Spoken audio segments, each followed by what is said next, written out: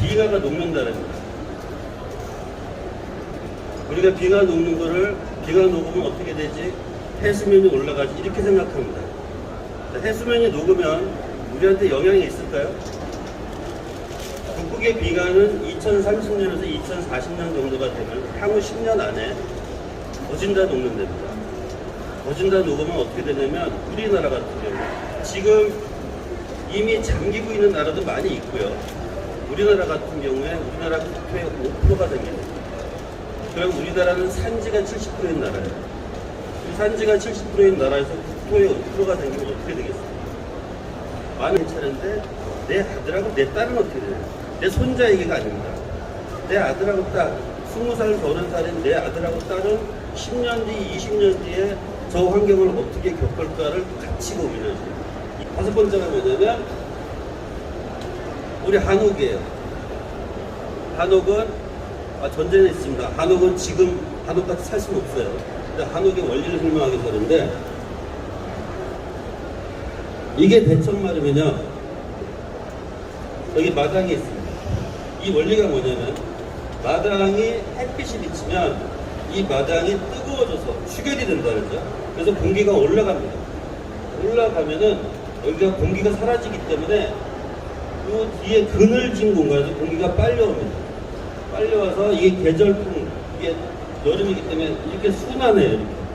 이렇게 순환해서 대청마루에 앉아있으면 그냥 자연 환기가 되는 거예요. 자연적으로 바람이 부는 거예요. 그래서 시원해지는 겁니다. 선풍기처럼 강한 바람은 아니지만 아주 은은하게 바람을 불어 사람을 편안하게 해주는 게 대청마루의 우리 원리고 우리 한옥의 원리입니다. 그 다음에 한옥 공간을 다 분석하면요 이 파란색으로 가는 게 안방, 부엌, 창고, 안방, 대청마루, 건너방 이런 식으로 구조물이 있고요. 그 다음에 이 대청마루를 중심으로 앞으로 보면 처마 공간, 마당, 바깥에가 있고 뒤로는 뒷처마 공간, 뒷마당 이렇게 돼 있습니다. 빨간 선이요. 혹시 여러분들이 한옥에 사신 분들 중에서 안방과 부엌이나 이런 것들도 물론 추억이 있으시겠지만 주로 추억이 어딨나요? 마당에 있죠. 대청마루에서 비 올 때 비 안 맞으려고 약간 웅크린 것도 생각나는 거죠. 우리가 이 마당에서 곡식도 말리고 빨래도 말리고 잔치도 하고 하는 실제 이 집의 활동은 다 어디서 일어나냐? 이 빨간 축에서 일어납니다. 이 빨간 축은 건물이 아니에요. 그냥 빈 공간입니다. 빈 공간에서 우리가 다 활동을 하는데 그걸 우리가 가장 좋은 추억으로 갖고 있는 게 한옥입니다. 그러면 중요한 게 뭐냐면 그 중심에 대청마루가 있어요. 이 대청마루는 어떻게 구성이 되느냐? 여름에는 개방합니다. 문을 개방합니다. 근데 겨울에는 닫아요.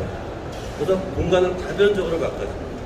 그래서 안방과 건너방으로 가기 전 단계의 공간에서 전이 공간이라고 하고요. 그 다음에 가변적으로 한다면 가변 공간이라고 합니다. 이것이 존재하기 때문에 사실은 한옥이 존재합니다. 그래서 아까 5가지를 말씀을 드렸는데 다 현대생활에 쓰기에는 그렇습니다. 근데 문제는 뭐냐면 저 한옥에서 대청마루의 전이 공간과 가변 공간은 우리가 쓰면 되겠다. 그거를 써서 현대 건축하면 되지 않는가. 그래서 만든 것이 여기서 이 대청마루의 전이 공간을 현대 건축에 적용해서 만들면 자연의 원리를 그대로 담을 수 있는 방법이 있지 않은가 생각한 게 자연형 친환경입니다. 자, 그냥 내부 공간, 요 노란 거는 기존 우리가 생각하는 건물하고 똑같아요. 근데 외부는 자꾸만 바뀌고 있습니다. 바뀌는데 교류가 끊어지는 걸 중간 성격의 공간인 전이 공간을 묶어줘가지고 중간 이 교류를 편안하게 해주는 얘기예요. 쉽게 예를 들면은 저는 잠수함을 타본 적은 없는데 영화는 많이 나오죠. 잠수함 속에서 바깥에 문제가 있어가지고 바닷속으로 들어가려고 그러면 잠수복을 입은 다음에 어딜 들어가잖아요. 강압실을 들어가는 거죠. 강압실. 강압실에서 압력을 조절하는 데는 바닷속으로 들어가는데 그게 전이 공간이에요. 이쪽 공간과 이쪽 공간의 차이가 있을 때 중간적으로 완충 역할을 해주는 게 전이 공간이고 그게 대청마루였고 현대건축에 그걸 집어넣겠다는 얘기입니다.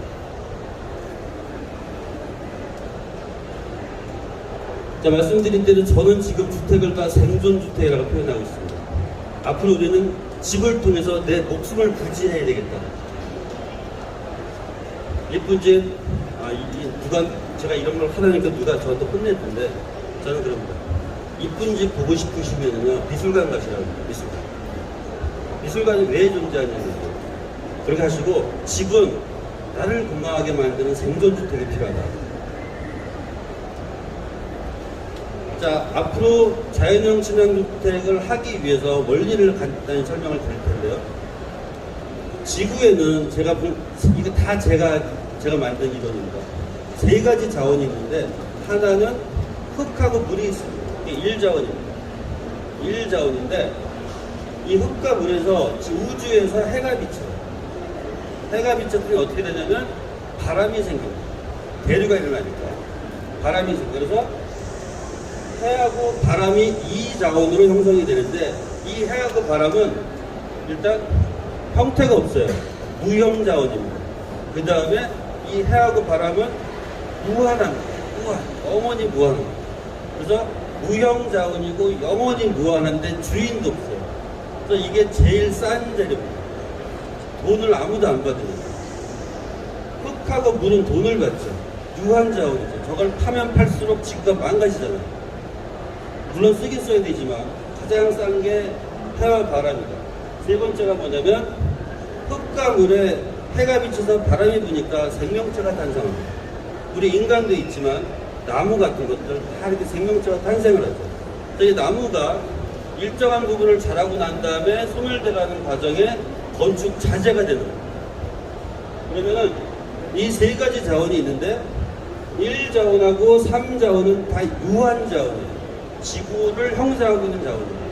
근데 이 자원만큼은 무한하고 무형이라는 거예요. 아무런 해를 낚겠지. 그래서 저거를 최대한 우리가 건축을 하는데 활용해보자. 그러면은 우리 건축이 지구를 망가뜨리지도 않고 돈도 안 들고 영원히 쓸 수 있다. 이게 해와 바람을 통해서 집을 설계하는 방법입니다. 자, 요 내용을 설명하기 전에 요거 먼저 여러분들 퀴즈를 내겠습니다. 제가 시간을 조금 아마 5분, 10분 오버될 것 같아요. A, B, C 평면도가 있어요. 아까 예쁜 집을 다시 한번 하기 위한 건데, 평면도입니다. 면적은 똑같이 30평, 100제곱미터가 똑같습니다. 근데 형태가 다르죠. 자, 저 평면도가 나중에 3D 형태가 됐을 때 가장 예쁘고 가장 멋있을 것 같은 것이 몇 번일까요? C번이죠. C번이죠. 100명한테 물어보면 다 100명이 답이 이렇습니다. 자, 전제가 있습니다. 30평 똑같다 그랬어요. 100제곱미터. 요 까만 건 뭐냐면 벽체 테두리 길이입니다. 벽체 테두리 길이. 10m에 10m는 100제곱미터 나오잖아요. 그러면 총 합이 40m가 나옵니다. 근데 B는 50m가 나오고요. C는 60m가 나옵니다. 지금 뭐냐면 A보다 C가 50%가 더 길어요. 저거는 해석을 하면 자, 50%가 물량이 많이 들어가는 겁니다. 그만큼 비싸져야 되는 거예요. 두 번째는 에너지가 교류하는 거는 실내에서 실외하고 에너지가 교류가 되면 어디를 통해서 하느냐? 벽을 통해서 교류합니다. 벽을 통해서. 50%가 늘어난 만큼 에너지 교류가 더 많다는 얘기예요. 더 많이 낭비하는 거예요. 세 번째, 아까 교차점이 많으면 반드시 하자는다 했죠. 열팽창에서 다 다르기 때문에 교차점이 많을수록 하자가 생기게 돼 있습니다. 저 건물은 지면 반드시 하자입니다. 저는 짓기 전에 저 건물 하자라고 얘기해요. 왜 저는 경험이 많아요.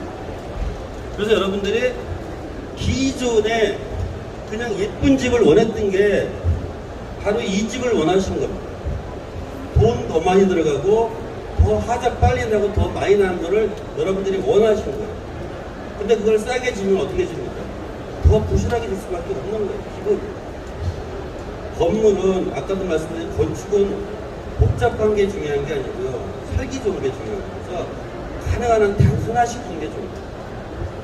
그게 있는데 왜 우리가 이렇게 설계를 여기까지 해왔느냐? 건축의 3대 요소라 그래서 구조 기능 형태가 건축의 아주 엄청나게 중요한 철칙으로 우리는 여기 왔었습니다. 전문가들이 배울 때. 그래서 저걸 건축의 3대 원칙이라고 해요. 지금도 학교에서 저렇게 가르칩니다. 그러다 보니까 여기 제일 중요하게 생각하는 게 형태예요, 형태. 모양 내는 거. 학교에서 가르치고 학생들이 그렇게 배웠고 전문가가 나와서 소비자한테 저렇게 설명하는 거예요. 형태가 멋있으면 좋은 건축이다. 이걸 누가 얘기했냐면요. 2100년 전에 로마 건축가인 비트리비우스가 자기 책인 건축 10서에 한 얘기입니다. 그러면 저 사람이 신인가요? 2000년 전 사람이 한 얘기를 지금 2000년이 지나서 지금 우리가 저것이 묻힌 마치 신봉처럼 저걸 지켜야 되는 얘기죠. 자, 로마 건축가는 누구냐면요. 로마 시대가 언젠가요? 정복국가 시대입니다. 저때 건축은 무조건 크고 과장된 건물을 짓는 시대였어요. 그래서 형태가 멋있어야 되는 시대였어요. 그때 건축가가 쓴 거를 지금 지키고 있는 겁니다. 다 틀린 얘기예요. 어떻게 되느냐? 에너지 적게 써야 되는 거죠. 자원 적게 써야 되는 거죠. 그게 성능에 들어가는 거예요. 성능은 눈에 안 보여요. 그러다 보니까 예쁜 거하고 상관이 없습니다. 근데 우리는 저걸 놓치고 있는 거예요. 그래서 성능을 구조, 기능, 형태 플러스 성능인데 이 성능에 한 가지 빠진 게 있습니다. 뭐냐면 건축은 누구를 위한 거냐? 건축은 인간을 위한 거예요. 그래서 인간은 어떠냐? 이 사람과 이 사람이 똑같지 않습니다. 생각도 다르고 행동도 다 달라요. 생활 방식이 다 달라요. 그래서 건축은 성능에 더해서 뭐냐면 그 사람의 생활 방식이 들어가요. 생활 방식. 여기 보면은 유리 창호사들이 이제 삼중유리 아마 많이 설명할 겁니다. 삼중유리 문 열으면 바깥에 해요. 되게 비싸고 열관료율이 좋은데 문 열으면 바깥입니다. 근데 우리는 조금만 열고 싶을 수도 있잖아요. 온도가 많이 차이 안 나면 한 겹만 열고 싶을 때도 있잖아요. 삼중유리는 한 번 열면 꽝입니다. 그냥. 인간의 생활이 반영이 안 되고 그러면 좋은 집이 아니고 불편한 집, 딱 거기 맞춰 살아야 되는 거예요. 인간이 공간에 맞춰 살아야 되는 거예요. 그게 아니죠. 공간이 인간을 도와줘야 되는 게 집인 거죠. 그래서 지금까지 생각했던 구조, 기능, 형태 3대 다 틀린 겁니다. 제일 중요한 건 환경과 인간을 생각하는 형태가 되지 않아도 거기에 사람이 안전하게 사는 집이 제일 좋은 거다. 자, 이건 옛날 집인데 살기 좋은 집을 만드는 방법 중에 하나입니다. 이게 옛날 방식이에요. 살림채하고 부속채. 부속채는 여러분들 흔하지 않은 일입니다. 그런데 저게 사랑채입니다. 사랑채. 양반님은 사랑채에 사시는 거고 양반님이 아닌 평민들은 어디 사느냐? 자기 작업 공간 있잖아요.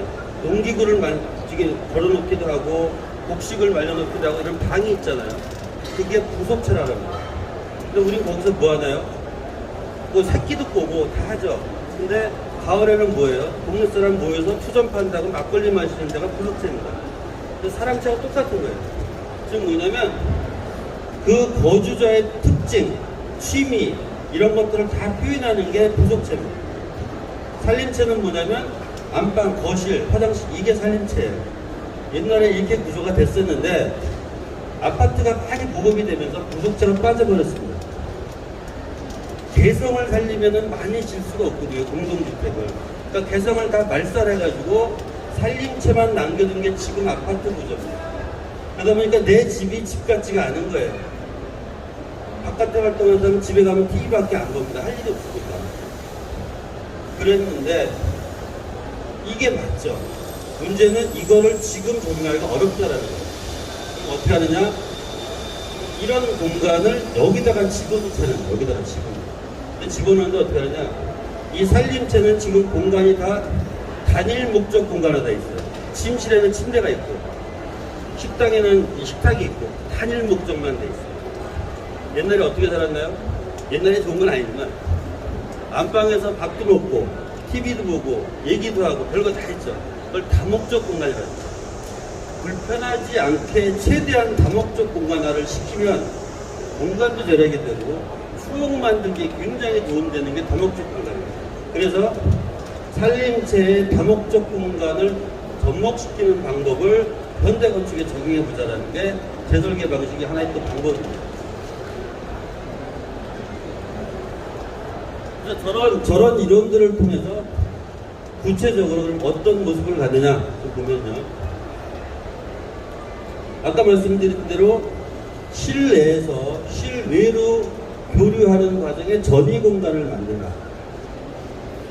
근데 실내하고 전이 공간을 만드는 위치는 실내하고 실외에서 가장 교류가 많은 곳이 현관 부분입니다. 현관. 현관에 전이 공간을 만든다는 거예요. 근데 이 전이 공간은 앞서서 설명드린 대로 무형적인 자원, 무한한 자원인 해하고 바람을 이용하겠다. 이 전이 공간에서 해하고 바람을 이용하겠다. 그래서 이 구성은 어떻게 되냐면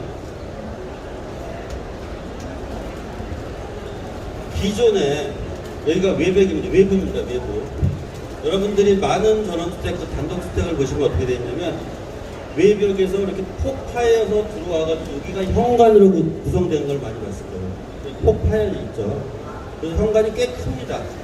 큰데 어쨌든 이렇게 포근하게 감싸 안는다는 측면에서 이렇게 좀 파손돼 있어요. 그 판 면적을 확장시킨 겁니다. 그래서 이게 굉장히 작은 면적인데 최소 폭, 한 1.2m 정도 되는 폭을 확장시켜서 여기다가 신발장을 만들어요. 신발 벗는데 우리 보통 기존에 알고 있었던 현관 부분을 여기다 만들어주고 그 안쪽을 전이 공간을 만들어요. 그래서 전이 공간은 뭐냐면 신발은 여기서 벗고 여기 들어온 전실이에요. 방으로 들어가기 위한 전실입니다. 이 전실은 말씀드린 대로 중간 단계 공간이에요. 거실과 환경 조건이 다르고 외부와 환경 조건이 다릅니다. 다 중간 정도입니다. 거실은 냉난방을 한다고 치면 여기는 냉난방을 안 해요. 뭐 할 수도 있겠지만 원칙은 냉난방 안 합니다. 냉난방 뭘로 해결하느냐? 다 햇빛으로만 해결합니다. 햇빛으로만. 그래서 실내가 만약에 영상 20도, 실외가 영하 10도라고 하면은 여기는 뭐 영상 1도나 뭐 이런 정도 되겠죠. 중간 단계니까. 그러면 이 위가 다 덮이잖아요. 해를 받을 데가 없잖아요. 그래서 단면을 보면은 이렇습니다. 단면으로 보면은 여기가 신발장 걷는 데고요. 여기가 전이 공간, 그 아트리움입니다. 이 단면을 높이 해가지고 높이해서 위에서 해를 받게 이렇게 구성을 합니다. 그래서 이게 실내형 아트리움이 됩니다. 실내형 아트리움이 돼서 어떻게 구성을 하느냐? 이게 이제 남향 위주로 배치가 되는데요. 절대 남향은 아니지만 남향 위주로 배치가 되면 여름에는 해를 가려야 되니까 우리가 기존에 처마 공간 있잖아요. 근데 이 처마 공간을 현대건축에 적용하려면 면적을 많이 찾아먹어요. 그래서 처마 공간을 그대로 쓰기가 그래서 그 원리를 그대로 잘라가지고 여름엔 해를 가지고 겨울에는 해가 들어오게 여기 루버를 설치해서 겨울에 해가 들어오게 해서 여기를 안을 따뜻하게 바꿔줍니다. 그 다음에 높이가 높은 만큼 요 다락에서 떨어질까봐 중간 프레임을 이렇게 걸쳐줍니다. 요 기본 구성은 요거밖에 없어요. 다른 건 하나도 없습니다. 아, 여기 또 있네. 그리고 나서 이렇게 뻥 뚫린 공간이죠, 실제로. 뻥 뚫린 공간 천정에는 여기 무동력 흡출기라 그래서 바람으로 돌아가는 팬이 돌아가는 게 있습니다. 그걸 달아놓습니다. 이게 기본 구성이에요. 요 작동 원리는 좀 더 설명드리겠습니다. 자, 먼저 평면적으로 보면 신발 벗고 아트리움에 들어오면 유리문이 있어요. 유리문이 있어가지고 요거를 열면은 다 개방된 공간이 되고요. 설명은 이게 짧게 하면 자세히 못하겠지만 놀이 공간도 되고 개방 공간도 되고 다 됩니다. 평면적으로. 뭐 나만의 사색 공간도 될 수 있고 이게 중간 영역이기 때문에 만일에 아트리움 바닥을 마루 같은 거 안 깔아도 됩니다. 그냥 뭐 돌 같은 거 깔아도 자갈 같은 거 깔아도 됩니다. 자갈을 깔면 어떻게 되죠? 우리가 거기서 맨발로 보는 거죠. 지압하는 거예요, 지압. 내가 지압을 하겠다. 그럼 바닥을 그냥 자갈로 깔면 됩니다. 거실하고 다르니까. 여러 가지 쓰임인데 저 기능이 있고 여기서부터 여기까지 뒤로 쫙 가는데 이 아트리움 앞쪽에는 다목적실을 여기다 둡니다. 아까 설명드린 다목적실인데 옆에는 주방하고 식당이 있는데 가족 식당은 옆을 쓰면 됩니다. 근데 만약에 가족이 격식 있게 식사를 하면 일반 식사를 하면 됩니다. 간막이 벽 사이를 통하면 되니까요. 근데 식사 공간을 쓸 수도 있지만 손님이 오면 응접실을 쓸 수 있습니다. 가족은 이쪽에 있고 응접실을 쓸 수가 있고 그 다음에 작업실을 쓸 수가 있습니다. 그 다음에 뭐 여러 가지 자기가 편한 뭐 장식용으로 쓸 수도 있고요. 그래서 여기를 다목적 공간으로 쓰게 해줍니다. 기능적으로 배치장. 그러면 이 다목적 공간을 활성화시키려면은 개방감이 좀 있어야 되는데 이쪽이 북쪽이에요. 그 북쪽에는 창문을 크게 내면은 에너지 낭비가 많습니다. 바람이 부니까. 근데 개방감이 있게 되기 때문에 창문을 크게 내고 일단은 그 다음에 바람이 문제가 되니까 바람을 여기 덧문으로 막아줍니다. 근데 이 덧문이 이 창문에 바로 붙어서 하는 것이 아니라 여기 좀 이따가 나오는데 이 벽에서 일정 폭을 띄어서 2m나 3m 정도 띄어가지고 덧문을 미닫이를 만들어줘서 형식은 다양하게 있을 수 있어요. 개념만이니까. 그럼 어떻게 되느냐? 겨울에는 덧문을 닫아버려요. 지붕이 없는 겁니다. 저거는 지붕이 외부예요. 그럼 덧문을 닫으면 바람은 안 불죠. 찬 공기는 있지만. 근데 여름에 덧문을 열면 뒷바닥하고 통하는 거죠. 그런 식으로 공간을 가변적으로 만들어주는데 이런 식으로 공간이 고정된 상태에서 여기가 뻥 뚫립니다. 창문을 다 열면. 그러면 우리가 환기하는 습관으로 봤을 때 맞통풍을 하겠다. 그러면은 뭐 맞통풍의 개념을 현대화 시킨 건데 그러면은 기존에는 아파트에 살 때는 우리가 여기를 거실을 열습니다. 겨울에 거실 열면 되게 추워요. 환기를 해야 되겠고 TV는 봐야 되는데 바람이 영하 10도니까 되게 춥습니다. 괴롭죠. 이때는 여기를 열면 돼요. 거실에는 바람이 있습니다. 이런 구조로 돼 있다. 자, 근데 이거는 기능의 한 부분이고요. 중요한 건 뭐냐면 사람이 저기서 내가 하고 싶은데 그러니까 일종의 자기가 공간을 같이 생각한다는 얘기, 같이 조작하면서 한다는 얘기. 그런 것들을 일단 평면적으로 설명을 드리고요. 중간에 제 목소리 잘 들리는 거죠? 네. 이제 단면으로 가겠습니다. 단면 기능도 이게 기억하시죠? 아까 설명했습니다. 단면 기능도 여러 가지가 있는데 네 가지만 집중해서 설명을 드릴 텐데요. 초반에 말씀드린 대로 외부 공기가 문제가 됐을 때 바이러스 같은 것들이 지금 우리 코로나도 사실은 퇴근해서 집에 갈 때 현관에서 막 물로 닦고 들어가잖아요. 불안하니까. 근데 이게 공기 전파 같은 식으로 점점 위험해졌을 때 우리가 실내에서 실외로 들락날락 거릴 때 지금 마스크보다 더 강한 거 쓰겠죠. 방독 마스크를 쓸 수도 있고 더 강한 거 쓸 수도 있겠죠. 근데 문제는 뭐냐면 이 공기가 들어오는 거는 되게 불안하잖아요. 그래서 이렇게 신발장에 있는 현관과 이 아트리움이 한 번 더 차단해 주면은 실내로 들어갈 때까지 공기 차단이 한 번 이루어지니까 100%는 아니겠지만 조금 안전하지 않을까 마음속으로. 근데 여기 들어온 공기는 어떻게 됩니까? 다 배출이 됩니다. 자연적으로 배출이 되고 혹시라도 불안하면은 그거 있지 않습니까? 자외선 살균인가 이런 거 있잖아요. 1,000원짜리 달아놓은 거.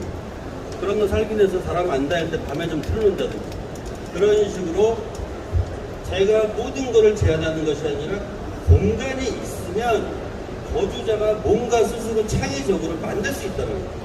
지금 우리는 공간이 없어서 못하는 거예요. 화분 하나 가꾸려면 지금 아파트 살 때 놀 데가 없으니까 거실 TV 옆에 하나밖에 못 놓잖아. 근데 공간을 주어지게 해서 그 사람이 뭔가를 한번 만들게 해야 그게 기억에 남는다는 얘기예요. 혼자 만들 수도 있고 가족하고 같이 만들 수도 있고 그런 한 예입니다.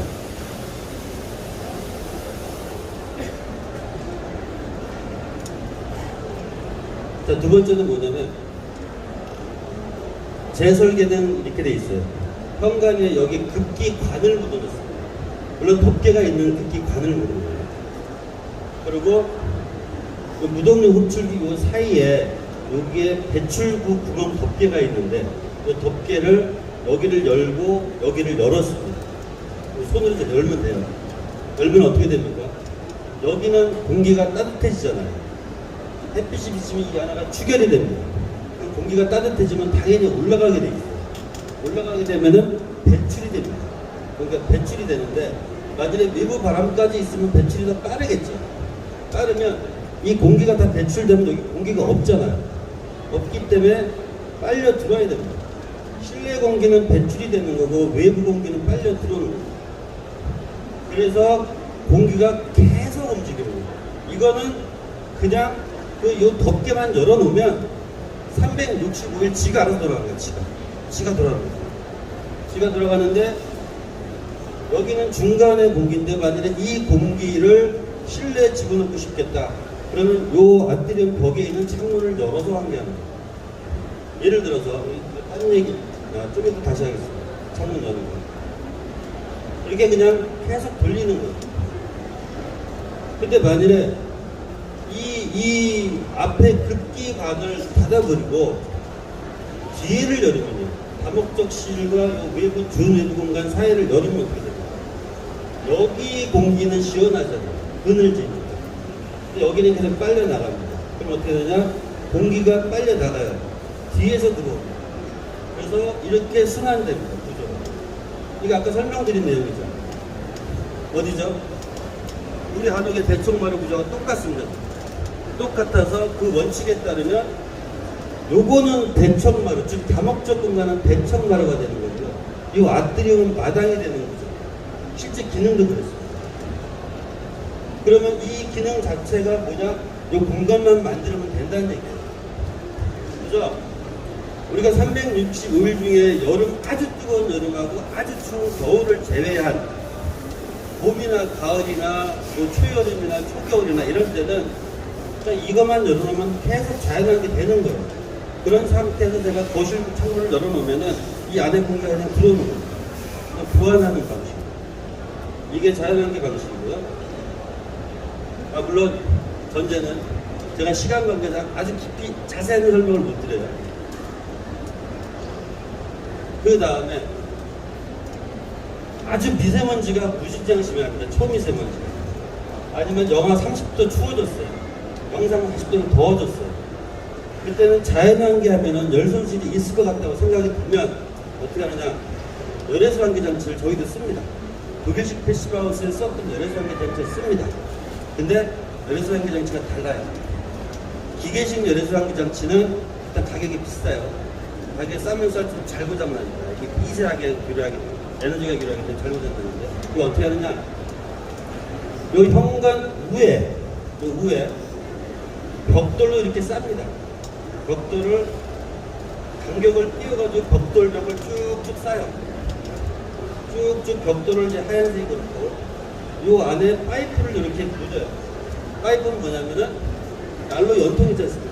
난로 연통 이 적당한 두께 그 연통이 금속으로 돼 있죠. 그 연통을 이렇게 그 사이에 다 꽂아놓습니다. 그래서 실내 공기는 이 연통을 통해서 외부로 배출을 시켜요. 그 다음에 실외 공기는 겨울이라 가정하겠습니다. 영하 20도인 실외 공기는 요 파이프하고 벽돌벽 사이 틈을 통해서 이 안으로 공급이 됩니다. 물론 이 길이가 길기 때문에 팬 동력은 돌아갑니다. 전기를 써야 하기 때문에. 그러면서 돌고 도는 과정에 이 벽돌 자체는 이 아트리움이 온도하고 이 햇빛을 통한 온도를 통해서 평소에 추결이 돼요. 많든 적든 추결이 되는 과정이 하나가 있고, 두 번째는 실내 공기가 외부랑 온도 차이가 생기기 때문에 그 사이에서 열교환이 생깁니다.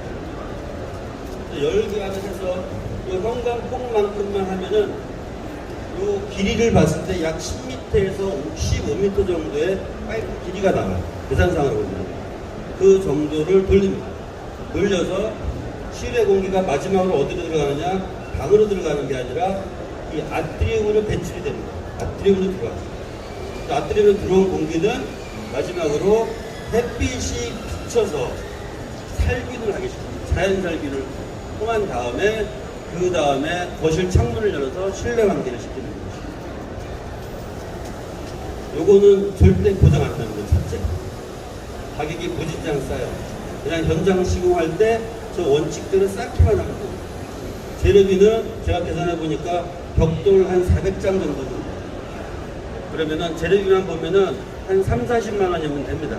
인건비 포함하면 한 100만 원이면 될 겁니다. 그 방법만 알면은. 그러면은 열애소환기 장치 고장 안 나게 싸게 그 방법을 여기다가 적용해 놓으면은 미세먼지가 많은 날, 초미세먼지가 많은 날 거실 창문을 못 열습니다. 못 여는데 지금까지 기계를 쓰는 방식은 어떻게 되냐? 미세먼지가 많으면 필터가 교환하죠. 근데 필터 교환해서 사람은 가만히 있어요. 제가 하는 방식은 미세먼지가 많은 날 이 안을 청정하게 만들어준 다음에 사람이 창문을 열어요. 창문을 열어서 환기시켜라. 계속 제가 말씀을 드리지만 뭐 하고 싶으면 그 거주자가 행위하라는 얘기예요. 행위를. 제가 설명이 약하지만 사실은 시작부터 끝까지 거주자가 행동하게끔 돼 있습니다. 그래서 제가 설계하는 거는 설계 다 해놓고 가만히 있으면 일반적인 집이 돼요. 근데 내가 행위를 하면은 아마도 가장 싸고 가장 좋은 친환경 주택이 될 겁니다. 이 행위하는 이유가 있어요. 추가 설명을 드리면 네 번째 뭐냐면 이 추락방지용 프레임을 이렇게 걸었잖아요. 여기다가 원뿔 같은 걸 심으면 돼요. 저거는 뭐 선택이죠. 뭐 가족이 하고 싶어 하는 겁니다.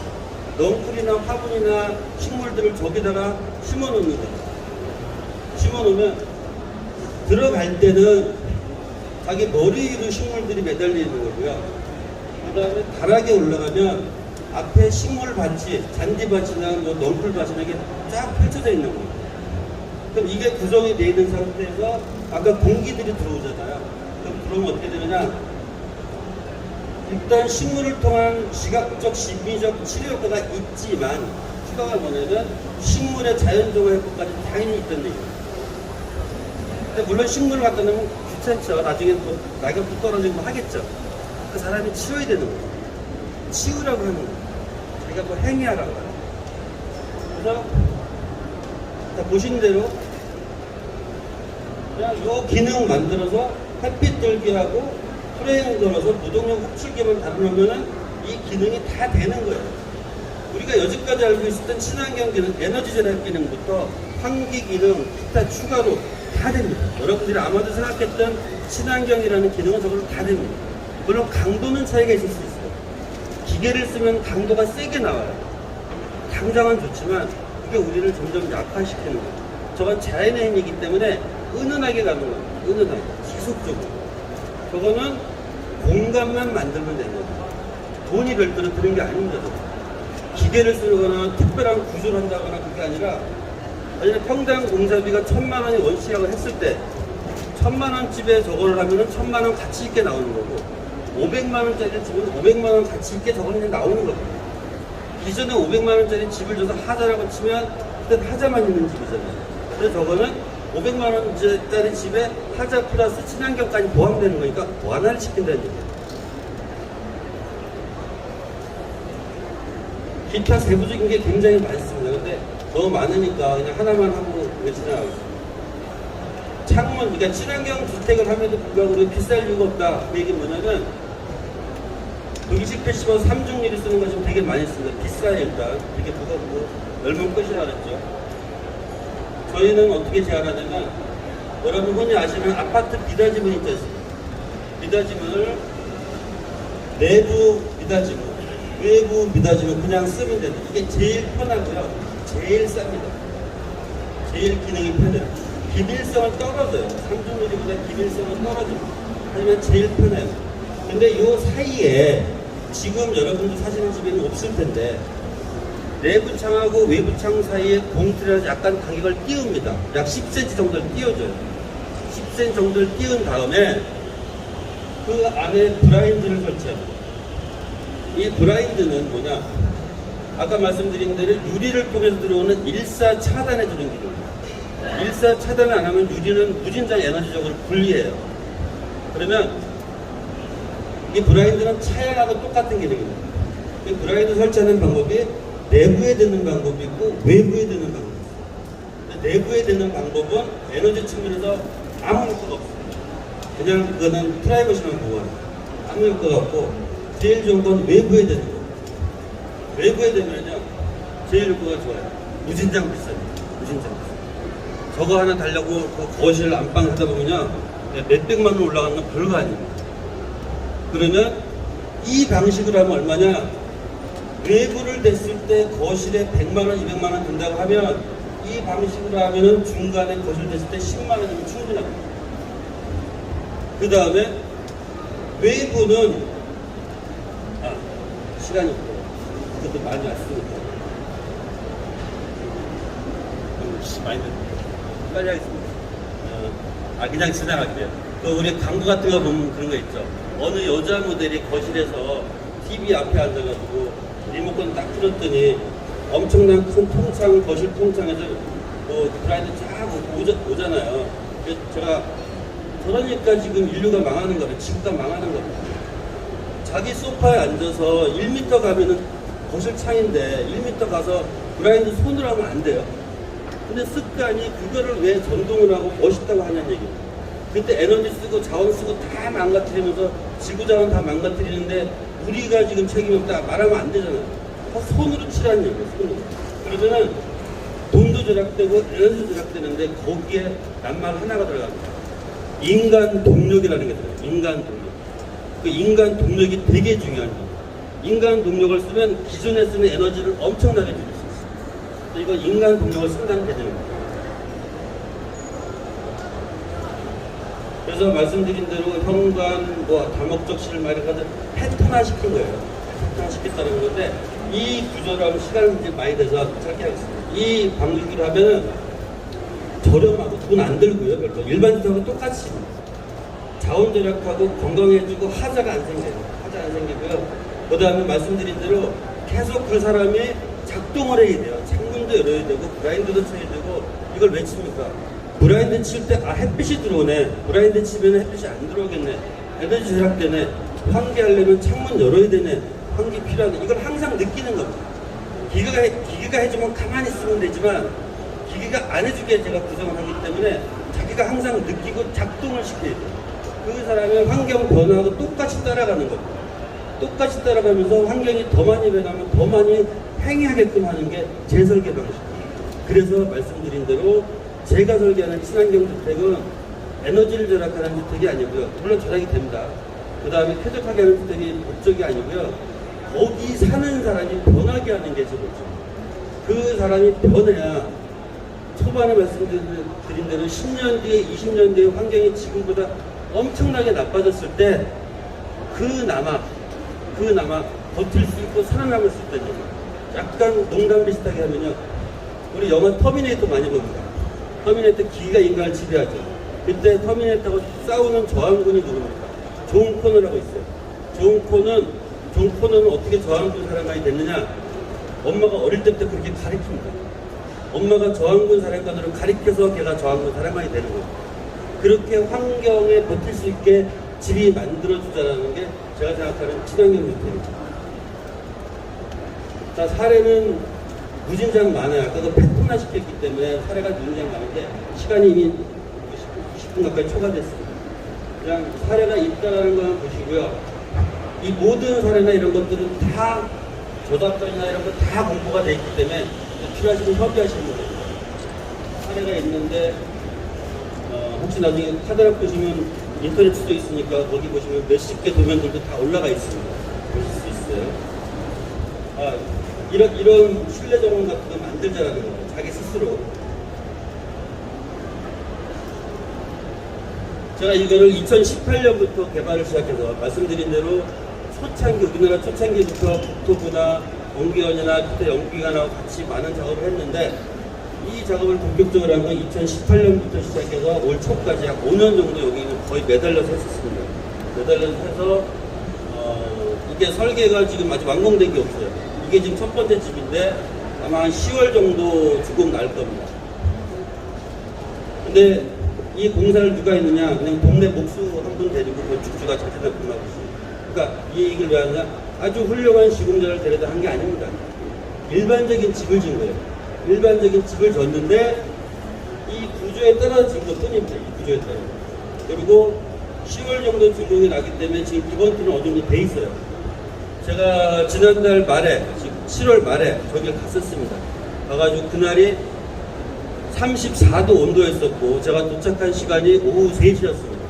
34도에 오후 3시면 추결이 돼서 엄청 뜨거울 때였어요. 뜨거울 때인데 이 안에 들어갔을 때 시원하다는 말은 못하지만 왜냐면 에어컨이 안 들어가니까요. 덥지 않습니다. 덥지 않아요. 제가 원하는 에어컨 안 쓰는데 시원할 수는 없죠. 하지만 덥지 않은 거는 그만큼 환경이 됐고 겨울에는 춥지 않다는 얘기예요. 그런 식으로 자연 그 상태로 돼 있다. 말씀드린 대로 저거는 일부러 디자인하려고 한 게 아닙니다. 제가 설명드린 그 원리대로만 한 겁니다. 원리대로 하면은 돈도 안 들어야지 말씀드립니다. 그러니까 예쁘고 하는 게 아니라 그 원리에 맞게끔 예산에 맞게끔 지면은 친환경 주택이 됩니다. 그 결론은 뭐냐면 친환경 주택을 통해서 처음에 말씀드린 대로 지구를 살리자 그 말씀을 안 드립니다. 친환경 주택 여기서 몇 분이 친환경 주택 짓는다고 지구가 사라지면 그 기후 위기도 아니죠. 여기보다 엄청 많은 분들이 친환경 주택 했다고 되지도 않습니다. 물론 안 짓는 것보다는 조금이라도 도움이 되겠죠. 더 많은 사람이 친환경 주택과 건축을 하면은 도움이 되겠죠. 하지만 당장 급한 건 뭐냐면 지금 올해 10년 뒤, 20년 뒤에 변하고 있는 환경을 우리가 체감하고 있고 그 상태에서 환경의 변화를 아주 자연스럽게 내 집에서 체험하면서 건강하게 이렇게 사는 사람하고 그냥 아까 말씀드린 대로 하자 많이 나고 돈 많이 들었고 멋있긴 할 때 그런 집에 사는 사람하고 10년 뒤에 자기 환경적 변화에 적응을 어떻게 하겠냐는 거예요. 그래서 제 결론은 친환경 주택은 결국 사람을 변하게 하는 주택이다. 이것으로 제 발표를 마치겠습니다. 감사합니다.